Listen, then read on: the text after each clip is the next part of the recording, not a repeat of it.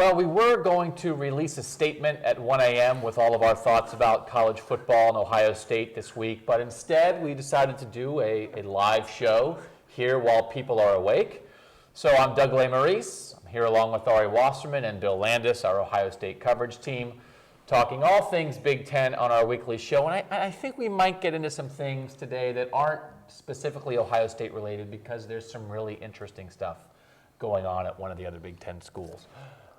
But before we get to that, Ohio State does go to Maryland this week. The first road game in Big Ten play for the Buckeyes also will be the first home game for Maryland as a Big Ten school, so I'm sure people will be excited for that. A noon kickoff in Maryland on Saturday. We, of course, will be there. Bill, is there anything that Ohio State should be worried about going into this game? Maryland is 4-1. Coming off a big road win at Indiana, dominated that game, won 37-15. Can Maryland give Ohio State a game? I think so. If you look at what Maryland's done over the first couple of weeks of the season, you're talking about one of the better passing offenses in the country. They're a top 50 passing offense. Not quite as good as Cincinnati, but still pretty formidable. And what we saw last weekend is that Ohio State is still having trouble stopping the pass. So you have to think that there's some worry there when you talk about a receiver like Stephon Diggs, who's the best player Ohio State's going to see till this point in the season. So, yeah, there's got to be some concern. I mean, you brought up the name Ari. You covered that guy in recruiting. You talked to Mr. Diggs at the Big Ten meetings before this season started. How good is this guy? We know Urban Meyer wanted him. What difference could he make in this game? Yeah, I mean, he'd make a huge difference. This is the original Dontre Wilson that we're talking about here. This is the guy that Urban Meyer came in 2012, and, he flipped all these defensive linemen and, really got a lot of things going on the recruiting trail, but at the same time, wasn't able to seal that playmaker, that guy that was supposed to take Ohio State to the next level, and that guy was Stephon Diggs. He tried really hard, and I think he's doing exactly at Maryland what he wanted at Ohio State, and, he's one of the best players in the Big Ten. It's not even a question. 29 catches, 398 yards receiving, averaging about 80 receiving yards a game. That ranks 7th in the Big Ten. It is interesting to think about. We've seen Ohio State's depth at receiver and running back so far, but really, I mean, I think this guy probably is the best skill player on the field. We don't know exactly for sure who's going to be throwing him the ball. C.J. Brown, the Maryland starting quarterback, sprained his wrist last week against Indiana, didn't play in the second half, was having his best game probably before he got hurt, was 10 of 15 for 163 yards in the first half. Then Caleb Rowe came in as the backup quarterback and played just as well. He was 12 of 18 for almost 200 passing yards.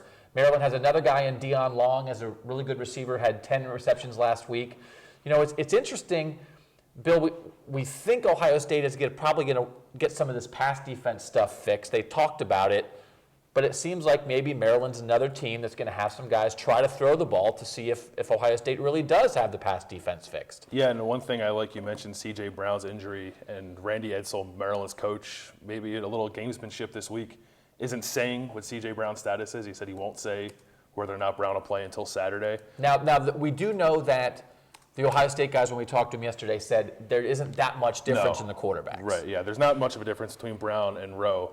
Whoever is in, you're right, is going to try to sling it around because they saw Gunnar Kiel do it last week. Why wouldn't they try to do it? And the thing that stuck out to me from the Cincinnati game is when Ohio State did get beat, a lot of times it was just guys running by their cornerbacks. It wasn't really anything fancy. So if Cincinnati, and no offense to Cincinnati, has guys that can run by Ohio State's defensive backs, who's to say Stephon Diggs won't be able to do that all day? Now, we're going to get to our picks later in the week, but if people maybe forgot, I picked Cincinnati last week. Yes. That turned out to be an incorrect pick.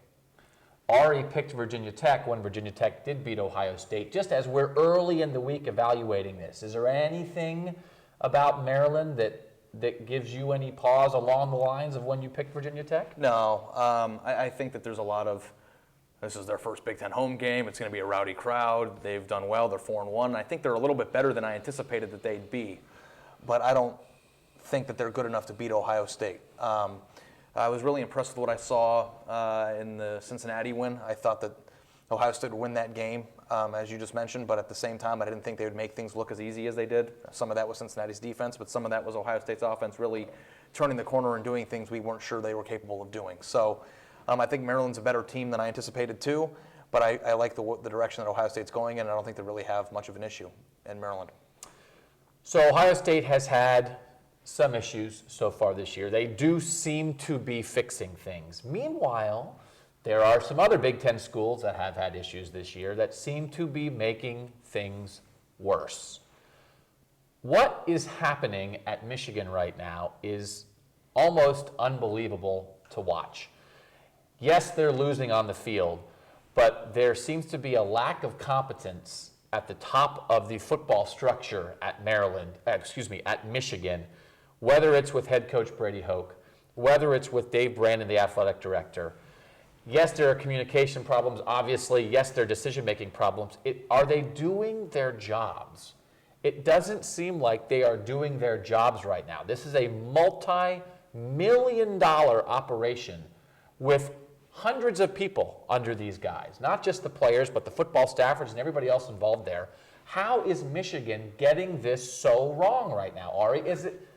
Am I overstating this, or we see more things coming out today even? The statement that I mentioned at the start of the show was a 1 a.m. statement released by Dave Brandon, finally checking in on Shane Morris, his injury last week, the way it was handled. They admit he did have a concussion during that game. What is going on at Michigan? Well, I think the first part is just, the handling. I mean, of course the game is important. Winning and losing is everything at places like Ohio State, Michigan, but just handling your players in the proper way. And I think that there's a debate on whether or not that's magnified based on what Michigan's doing on the field. We'll get to that. But there's a certain responsibility from the adults in the situation, and that's Brady Hoke, that's Dave Brandon, and that's to make sure that the livelihood of their players is in the right hands and doing the right thing with their players. And after that became in question, Michigan just fumbled it all over the place. They haven't addressed it properly. They waited till 1 a.m. to release the statement, and if there was any question whatsoever of whether or not Brady Hoke was in the right or wrong by doing exactly what he did with Shane Morris during that game, they're not doing a very good job of making you feel good about whose hands they're in. And listen, people make mistakes. People make mistakes. We've made mistakes. Everybody makes mistakes. We understand that. And people have good intentions as well. We understand people try their best. But the idea that people make mistakes and the idea that you have good intentions, I mean, some people are sort of like jumping to the idea of don't question Brady Hoke's integrity. I don't think you have to question his integrity. I think Brady Hoke wants to do right by his players. It's a matter of, is he doing right by his players? And is he capable of leading a football team, whether it's related to winning games on Saturday or whether it's related to handling your business and keeping your players safe and doing all those things and handling things afterward, handling adversity? Is he capable of doing that right now, Bill? I think it's hard to say, frankly, it's hard to say that he is at this point. Before this happened, Michigan, was kind of I don't want to say in shambles, but it was slowly coming off the rails, maybe not so slowly coming off the rails at Michigan. It's just in terms of the product on the football field. And then this happens, and it's not handled very well at all, as Ari said. So I think you do have to question whether or not Brady Hoke can handle this. And it's not just Brady Hoke and Dave Brandon handle this. It's just it hasn't been dealt with really all that well at this point. And now people are wondering too, like Dave Brandon puts out the statement. Brady Hoke was sort of hung out to dry with his statement yesterday when he maybe didn't have all the information. Are those guys on the same page? Are people trying to start saving their jobs? Obviously, this is it's a complicated topic. It's a hot topic. Ari, do we have people checking in? We have people checking in. And I think the question that everybody wants to talk about, not just only one here, is should Michigan's AD, Dave Brandon, be canned? And that's the way he put it. You have the combination of what's happening on the field and what has happened on the field for the past 4 or 5 years now. Then you have these types of issues. Do you feel that his job should be in question, is the question. I think when you are an AD and you make a hire like Brady Hoke, as Dave Brandon did, you're tying yourself to a coach like that to some extent. You are taking a little bit of a risk. You're not making the easy hire, the obvious hire necessarily. So to some extent, as Brady Hoke goes, so Dave Brandon goes. And again, the idea of that people make mistakes sometimes, how do you handle a crisis? and putting out a statement at 1 a.m. when earlier yesterday Michigan said they would have a statement from their medical staff sometime in the afternoon. It comes out at 1 a.m. That's not handling a crisis. Not having clear communication between the AD and the head coach after something goes wrong in the aftermath of that, that's not handling a crisis. Everybody makes mistakes. What do you do after the mistakes are made? And so I think there are reasonable questions right now, not just about Brady Hoke, but about Dave Brandon as well. Because if you get rid of Brady Hoke, someone's going to have to hire the next coach. Is this the guy you want hiring the next coach with the way he's handling it now? Bill, should his job be in question when it comes to Dave Brandon? Absolutely. If Brady Hoke's job was in question, then Dave Brandon's job should be in question. Like you said, they're linked. Dave Brandon hired Brady Hoke.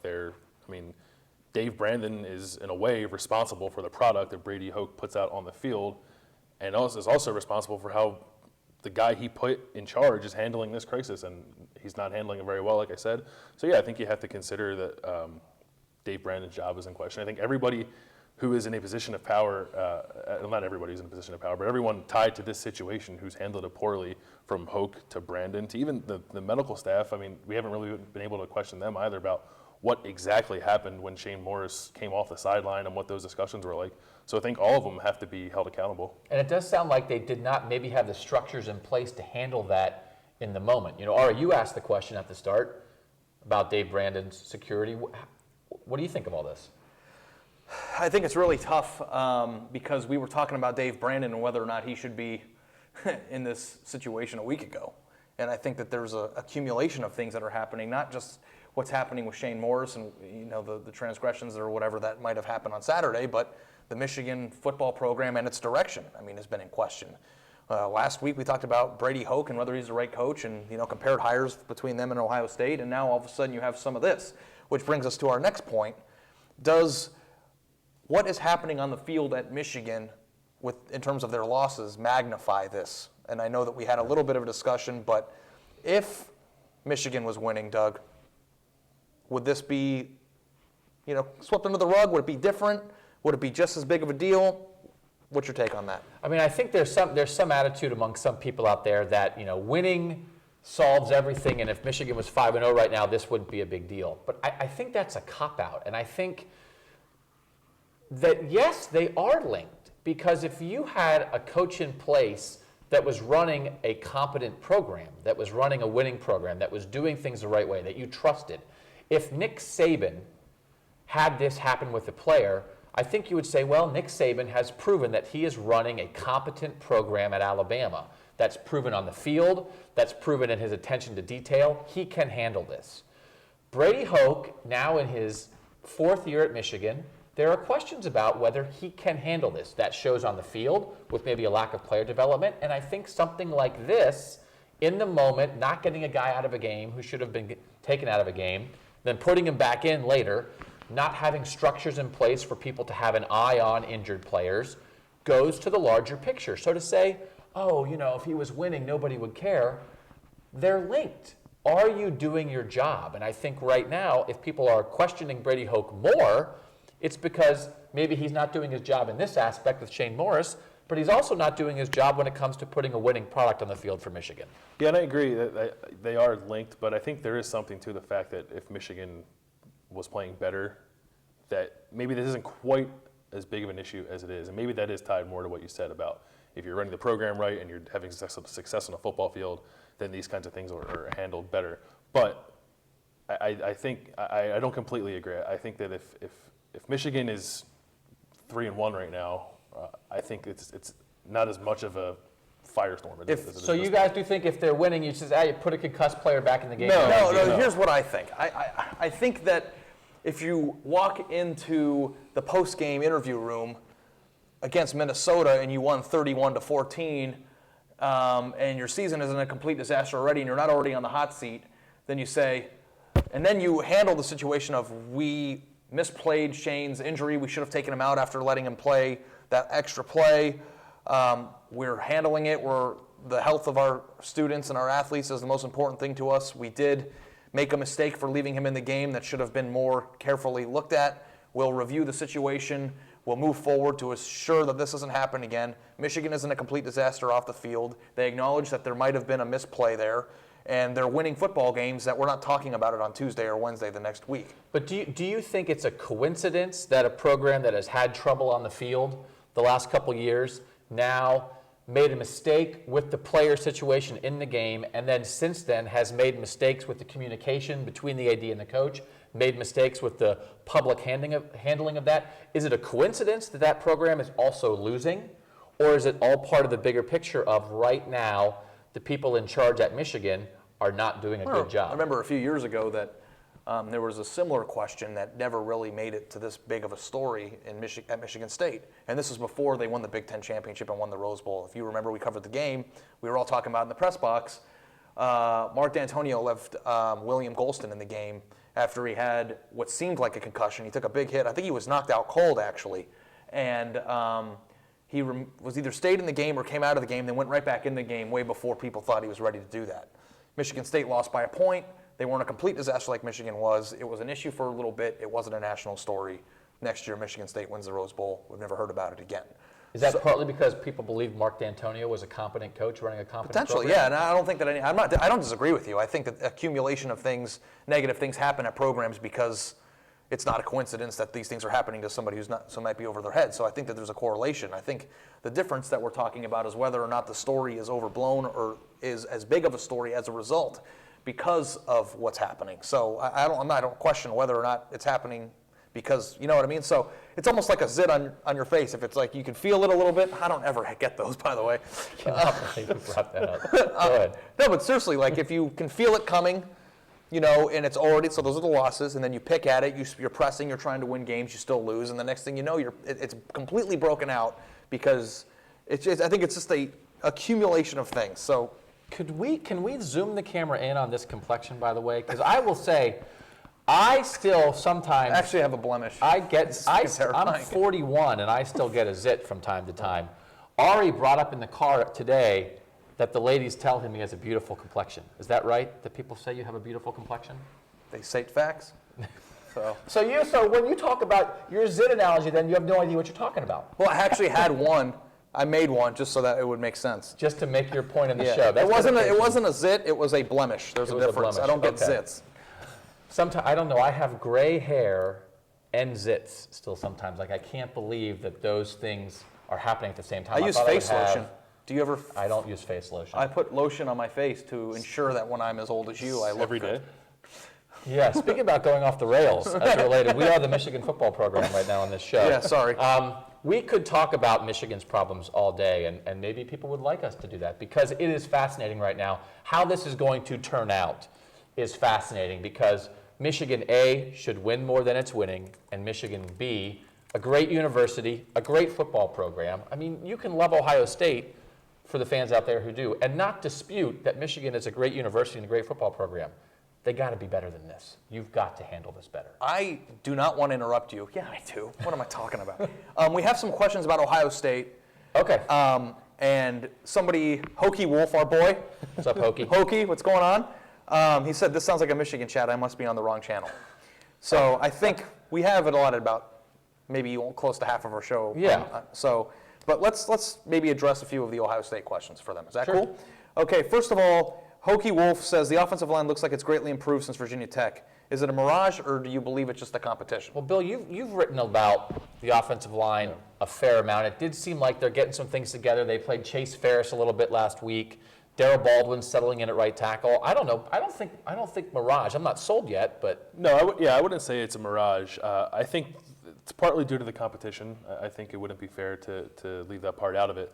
But they are getting better, and I think I said this 2 weeks ago that I expect them to get better as the season progresses. The one thing that is concerning to me is the fact that they are rotating guys in, and I think there's a difference between rotating a guy in like Chase Ferris, just putting him in at right guard and that's it, but you're putting him in at right guard, moving Billy Price at left guard, and then putting Pat Elflein at center. That's a lot of juggling in a game. I don't know how much sustained success you can have when you're doing that much juggling. So I think they need to get, Urban's been saying we need to get 5 guys, we need to get 5 guys. I think it's about time they get 5 guys and then like a rotation of 6 or 7 who they bring in, but you can't be having guys switching positions in and out. we did talk to Ed Warner, the offensive line coach, yesterday, and he seemed very confident. He was sort of like, didn't like the idea of maybe people questioning the line, but he seems to feel very good about where it is. You said 5 guys, and it's just made me hungry. Okay, so next question. Let's go, because I know we're running out of time, and I want to get to other questions real quick. This one is from Maystrobs, and I probably said it wrong because I'm not very good at reading. OSU has no leaders on defense this year. Is it immaturity or selfishness? If those are the only 2 options, I don't know that they are. I would disagree. I don't know if I'd agree with the idea they don't have any leaders on defense. They have young guys in several spots. I think Tyvis Powell is an emerging leader on the back end on defense. I think every time we talk to Tyvis Powell, we're impressed with Tyvis Powell. I think Curtis Grant, who is losing some playing time to Raekwon McMillan, has showed some leadership how he's handled that in helping a young guy along, even as a senior, helping a guy who might be taking his spot. And I think Michael Bennett on the defensive line is a pretty good leader. So I don't know if I would agree with that point. Maybe we've seen a little bit better in the past, but I actually think that, there are some problems on this defense with communication still. But Okay, one more quick one. go. Offensive line looked good, so we already talked a little bit about the offensive line. Same questioner. Should OSU run more than pass, or do you like their offensive approach? Well, you did some Ezekiel Elliott stuff. You think they should run more? I was actually really impressed by Ezekiel Elliott's ability to run between the tackles. I thought that he was a hybrid type player who, if he was going to carry the ball 10 times in a game, maybe only 3 should be in between the tackles. And by all accounts, it seemed like he muscled through Cincinnati's defense and was picking up yards after contact and really kind of gave Ohio State the first power run feel that they've had all year. The thing that they relied on all year last year for the first time they did it against Cincinnati. I want to see him do it again because now I'm questioning whether Cincinnati's defense was just that terrible. It's like no matter what, we're always going to be like... It's hard. It is hard. But yeah, the defense's last 2 games have not been great. But I think that J.T. Barrett's pocket presence was good. I think Ezekiel Elliott ran the ball with confidence. Dontre Wilson made a play. I think that they took a step forward in convincing me that that's there. And I thought Ezekiel Elliott's, and they talked about this a lot yesterday, his yards after contact was huge because I thought that was an underrated thing of Carlos Hyde's ability to do that last year. You turned 4-yard gains into 6-yard gains and 10-yard gains into 20-yard gains. He ran through some tackles. And when we talked to him yesterday, he said, I'm not Carlos Hyde, I'm not quite that kind of power back, but running through tackles like that I thought was a huge deal. I think we should quickly revisit something that we brought up a few weeks ago when we asked what percentage of Ohio State's capacity. Do you remember that question? I think that I would maybe, I don't remember, I think I said 70 or 75. I think that I would maybe lower that a little bit now. That you think we had not seen as much? Yeah, I really was impressed by what I saw against Cincinnati, and of course, like I said, I want to see it again, but I would definitely rethink my answer to that question now. I'd agree with that too. I thought we had seen, not quite the ceiling of the offense, but we were pretty close to it. And I was kind of proven wrong with that against Cincinnati. It's. I don't know how many times we're going to see it before we get to Michigan State. We know Michigan State's defense is great. I don't know how many other great defenses we're going to have Ohio State face. And that's one of those things. I mean, if you face a bad defense 9 times out of 12, maybe it's not bad defense. Maybe that's just normal defense in college football, or maybe in the Big Ten. I think sometimes Big Ten defense is pretty good compared to the rest of the country. But I don't know how many people are going to handle Ohio State. I do think Kent State and Cincinnati are pretty low on the spectrum. And so, Maryland's not Michigan State, but I think we'll get a better idea against Maryland. They've kept some teams off the scoreboard, too. I think it's only maybe 15 points per game or 19 points per game. It's pretty low. Yeah, no, Maryland, I mean, they held Indiana to 15 last week. They held South Florida to 17. They got in a shootout with West Virginia, but West Virginia can move the ball. There's a game that I wanted to get to before we get to the end of the show here. There's a huge game in the Big Ten this week with Nebraska's visit to Michigan State.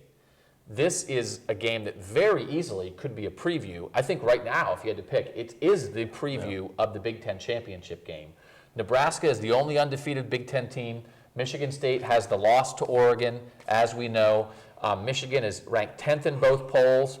Nebraska's 17th in the coaches and 19th. I'm sorry, Michigan State's 10th in both polls. Nebraska's 17th and 19th, although polls don't matter. How good could this game be? I almost don't think it matters who wins. I think they both have to look good. Yeah. I think this is a big game for the Big Ten in terms just of playoff talk, regardless of who wins. Yeah, Nebraska wasn't a team that we all thought would be in the playoff talk. And I think the second they lose a game, if it's Michigan State, maybe not. I feel like they need to win this game if they want to be in the playoff. I think Michigan State earned a little bit more credibility with what they did last year. So It's interesting because this is a 2-score spread. Michigan State's favored by 8 points, and I believe it's in East Lansing, so that makes sense. But yeah, this is a huge game. I mean, this is as close to a premier matchup that we're going to get in the Big Ten. You know, Nebraska has put some points up. They had that squeaker against McNeese State, which I think affected how people view Nebraska. But Nebraska's last 3 games, 55-19 over Fresno State, 41-31 over Miami, 45-14 over Illinois last week. We see their run game. I don't know, can Nebraska win this? Yeah, I think when you talk about a running back like Amir Abdullah, I think he gives you a chance no matter who you're playing against. But to go back to your original point, Doug, I think you're right. It doesn't matter who wins this game. This game is all about perception for the Big Ten, and both of these teams need to look like playoff caliber teams, Big Ten championship caliber teams in this game. Because, I mean, I almost feel silly bringing up playoff stuff with the Big Ten right now. Yeah. It's not really even still on the table, is it? Not yet. yet. No, I mean, I don't think No. so. I mean, if I don't know, who does Ohio State, if Ohio State's ever going to get back in the playoff, which I think is a very small chance, but if everything falls together perfectly for Ohio State, just for the sake of the Ohio State show, who should Ohio State fans be rooting for in this game? Well, they don't play Nebraska in the regular season, so I think Ohio State fans need to root for Michigan State to look awesome, for Ohio State to then beat Michigan State in the regular season, for Nebraska to look awesome in defeat, and then maybe Nebraska's the team you see in the Big Here's a Ten title game. crazy hypothetical. What's a better win for Ohio State's playoff chances? Beating an undefeated Nebraska team in the Big Ten championship game, or beating Michigan State? I think Michigan State on the road would be bigger, and with what Michigan State has been the last couple of years. Yeah, Michigan State, they had the lead at Oregon and gave it up. Other than that, they've looked pretty dominant, and I think they will continue to look that way for the rest of the year. Plus, So I think they say that the committee is not going to look at last year, and by rights, they probably shouldn't. But there is such thing as earning respect, and I think that you're more willing to overlook a loss to Oregon for Michigan State because of what they've done now. They've proven they can beat good teams in bowl games. They beat Ohio State. They won the Big Ten. Michigan State is a valid, legit team now, regardless of what happened in that Oregon game. And Oregon might be the best team in the country. We do our first 4 poll here at Advanced Communications. We have 13 people from around the country, our own little kind of committee. It's the same number of people. We vote every week. I'm one of the voters. The top 4 for us right now, we go Oregon, Florida State, Alabama, Oklahoma. The Big Ten's not in that mix right now. But I think Oregon being great helps Michigan State. But right now, Michigan State's the top Big Ten team at 11th. They're not even in the consideration. You have multiple SEC teams. You have, multiple Pac-12 teams. Well, it's interesting that Nebraska's not even on there. No, they're not even on there. So, after this week, I think it's possible that Michigan State-Nebraska winner can get into that talk. But as we said, I think they have to both look like, wow, Nebraska can run the ball. They've got Amir Abdullah as a Heisman candidate now. They ran the ball on Michigan State's defense, but Michigan State found a way to pull, that's the kind of game it has to be. I don't think a blowout either way would help. No, I don't. I don't think a 6-3 game would help either. No. I think 27-24, competent-looking offenses, good plays made on defense. We know what good football looks like. You watch it on TV. You get a sense for it. It needs to be good television. I don't think It needs to be good television. Good TV, and 2 teams look like they're playing football. So I'm imagining that we will probably find ourselves watching that game on Saturday night after we finish our coverage of Ohio State at Maryland. We'll have coverage all week this week leading up to that game. Again, I don't think anyone thinks that it's going to be a huge problem for Ohio State, but I think Maryland has enough playmakers to make it interesting, but I also think people aren't really believing what I have to say about Ohio State predictions at the moment after the Cincinnati thing. Although I'll tell you, when Cincinnati hit a couple of those big passes early, I thought I might have been on to something, but I think I probably wasn't. So thank you again for tuning in to our weekly Ohio State Big Ten show. When there are things happening in the Big Ten that we have to talk about, we will talk about things other than Ohio State, and I think this Michigan thing is going to be ongoing. I don't think Michigan snaps its fingers. Yeah, we brought it back around, though, too. Yeah, we brought it back around. It always comes back around in the morning. Always back around to the Buckeyes. So thanks, as always, for following along. For Ari Wasserman and Bill Landis, I'm Doug Lesmerises. Man, I screwed up the out. I'm Doug Lesmerises. You can't even say your own name. Thanks for watching here at cleveland.com.